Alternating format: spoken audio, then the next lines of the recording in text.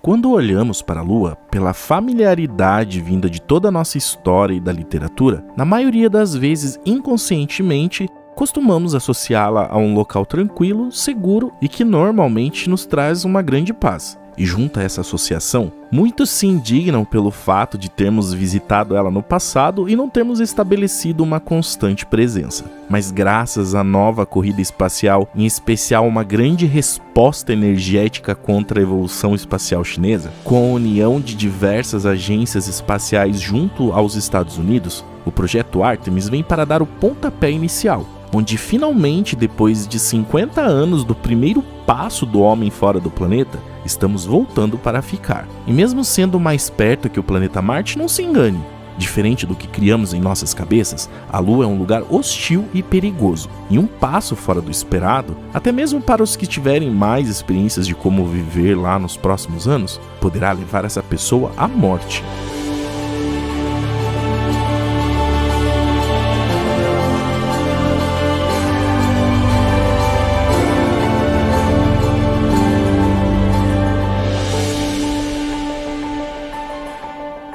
Desde a antiguidade, o corpo mais próximo da Terra sempre despertou muito interesse e a curiosidade humana. E isso nos fez ter uma verdadeira obsessão por explicações sobre a sua origem e sua composição. É tanto que no decorrer do tempo surgiram várias teorias para tentar explicar a sua origem. Uma delas afirma que a Lua teria sido formada a partir da mesma nuvem de gás que originou os outros astros do Sistema Solar. Já outra teoria explica que a Lua seria um corpo celeste independente que passava próximo à Terra e foi capturado por ela, tornando-se um satélite. E a teoria que mais ganhou força depois das pesquisas nas missões Apollo é de que ela tenha sido formada pelo choque de um outro astro com a Terra que também fazia parte dos planetas lá no início do Sistema Solar, o planeta Theia.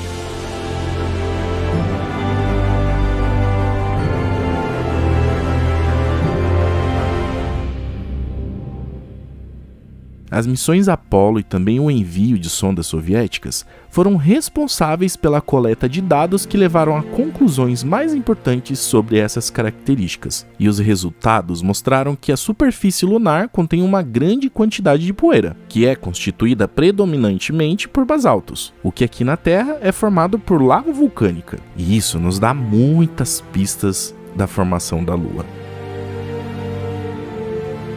Além disso, ela representa um relevo muito irregular, onde se destacam os mares, as crateras, vales e montanhas. Os mares correspondem às regiões mais escuras, e essas são as regiões que você vê quando olha para a Lua. E esses lugares na superfície são bem planos. Inclusive foi em um desses mares, o chamado Mar da Tranquilidade, que em julho de 1969, a missão Apollo fez história pousando em outro solo que não era do planeta Terra pela primeira vez. Mas pelo fato do grande perigo que outras regiões apresentavam, as missões naquela época se focaram apenas nesses locais mais seguros, mas que agora deverá mudar no médio prazo com o projeto Artemis, já que a ideia é explorar o satélite como um todo. E os perigos começam justamente pelas dimensões de tudo isso. Dimensões de uma Lua que muitos nem imaginam o perigo que representa.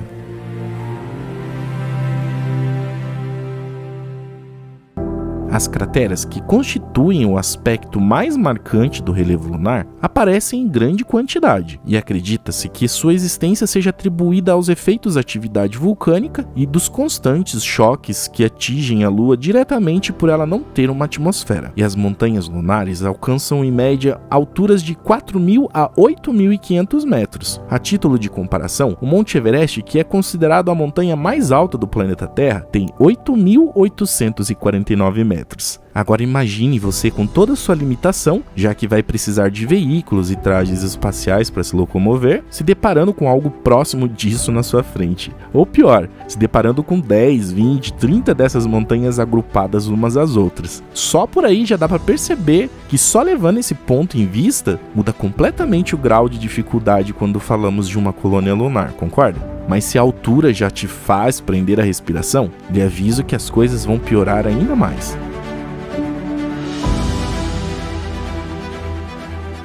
A ausência de uma atmosfera na Lua deve-se ao fato de ela apresentar uma massa relativamente pequena, o que representa cerca de 1,2% da massa da Terra, e consequentemente, isso faz a gravidade também ser pequena. Assim, os gases que eram presentes na sua atmosfera no passado escaparam para sempre no espaço afora. Com isso, os raios solares que chegam na superfície são refletidos e o calor não se conserva no ambiente lunar. E isso torna o lugar extremamente hostil, mesmo nas regiões mais planas ao qual falei há pouco. E quando digo hostil, considero hostil mesmo. Isso porque, além da perigosa radiação direta vinda do Sol, as temperaturas chegam a 120 graus durante o dia, e à noite as temperaturas caem para menos 150 graus, o que nos obrigará a encontrar formas bastante eficientes para nos proteger. Atualmente, até temos a tecnologia que nos permite isso, mas ainda é algo grande e pesado, e transportá-la deixa a missão extremamente cara. Agora imagine fazer isso em grande escala. E pela nossa história, sabemos muito bem que o custo financeiro pode ser uma barreira bastante grande e acaba destruindo muitos sonhos. Pensando nesse problema, recentemente foi apresentada uma solução que de início pode representar um risco considerável para os exploradores, mas que a longo prazo pode ser bem vantajoso. No passado da Lua, quando o seu núcleo ainda era ativo, deixaram para trás grandes e profundas cavernas quando o magma ali circulava. E embora a superfície da Lua esteja bem documentada por sondas orbitais, o quão grande e extenso esse mundo é abaixo dela ainda continua sendo uma grande incógnita.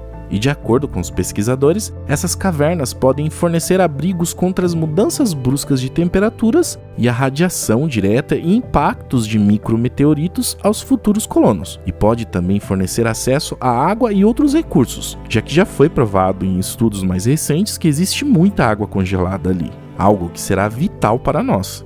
E pensando nisso, atualmente a ESA vem trabalhando no desenvolvimento de missões para explorá-las, sendo que o primeiro deles prevê a realização de análises preliminares da entrada dessas cavernas e de formações subterrâneas, enquanto outras missões deverão usar sondas e rovers para acessar as regiões mais profundas dessas cavernas. Inclusive, esses rovers poderão ser utilizados também para explorarmos outros locais mais majestosos, mas que representam um risco muito alto para o ser humano. E devido a isso, dificilmente o farão com pessoas, pelo menos no médio prazo. Falando em médio prazo, existe também outro inesperado problema que as missões Apollo descobriram e que dificilmente teremos como fugir dele. Quando os astronautas da última missão tripulada a pousar na Lua retornou para a Terra em 1972, a Apollo 17, todos os astronautas ficaram doentes. E depois descobriram que isso se deu devido a uma poeira fina que se agarrava a tudo e que fez com que a garganta das 12 pessoas que caminharam em solo lunar inflamassem e os olhos lacrimejassem. Com o tempo, isso causou espirros e congestão nasal. E um deles, Harrison Schmitt, chamou essa condição de febre do feno lunar, se referindo a uma espécie de rinite alérgica. E desde então pairou a dúvida se o solo lunar seria tóxico para os seres humanos e se isso tornaria bem mais difícil qualquer tentativa de colonização. A ESA mesmo chegou a dedicar um tempo a fazer um estudo sobre o problema depois de tê-lo identificado.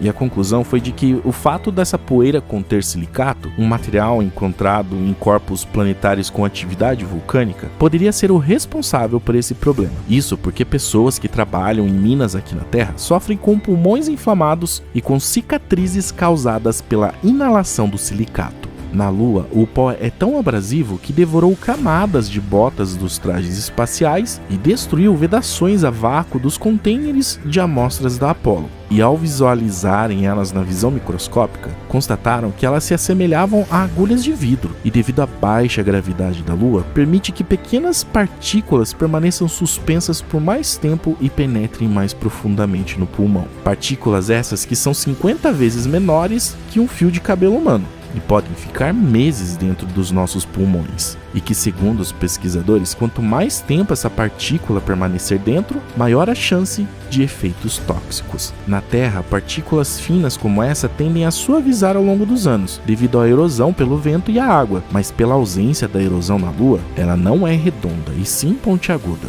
E junto a esse problema, o fato da Lua ser constantemente bombardeada pela radiação solar faz com que o solo se torne eletrostaticamente carregado. E essa carga, por ser tão forte, faz com que a poeira levite acima da superfície, tornando ainda mais provável que ela entre no equipamento e nos pulmões das pessoas. E o problema não se trata apenas de não respirar o pó da Lua, mas também de ter cuidado para não levá-lo para dentro das roupas, naves e bases. Porque se ele permanecer no ambiente e ser respirado sem perceber, é muito provável que cause danos à saúde. A NASA tem testado painéis eletricamente carregados capazes de ejetar poeira, e eles já estão sendo testados na Estação Espacial Internacional, e poderão em breve ser incorporados às roupas dos astronautas, mas ainda não é uma solução totalmente eficiente, e se quisermos estar presentes por lá expondo a vida o mínimo possível aos perigos, será essencial encontrarmos também uma solução para isso. At NASA, we have always answered the innate call to go. With Artemis, We are going to stay. proving that humanity, Can live on the moon? Mars, And other worlds. and share the wonders of the solar system with all. Our story is one of people. All those who make this journey possible. From advocates across communities, To companies across industries? To countries around the world, we achieve This collective endeavor. our efforts create impact for all. Technologies that revolutionize industries. And jobs that bring prosperity to people. The discoveries from space. benefit the way we live on Earth today. and those from the moon. Will create a better future. for generations to come. But to do that, We must go. Hi, I'm Chell Lindgren. My name is Raja Chari. Kayla Barron. Kate Rubens. Hi, I'm Christina Cook. NASA astronaut Joe Acaba. Jessica Amir, Woody Hoberg. Anne McLean. Stephanie Wilson, My name is Johnny Kim. Nicole Mann, Victor Glover. Jessica Watkins. hi, I'm Matthew Dominic. Jasmine Mogbelli. Frank Rubio. Scott Tingle. This is what we do. This is what we will do. Let's go.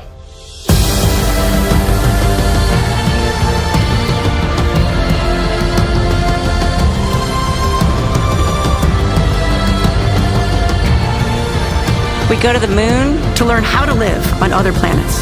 For the benefit of all.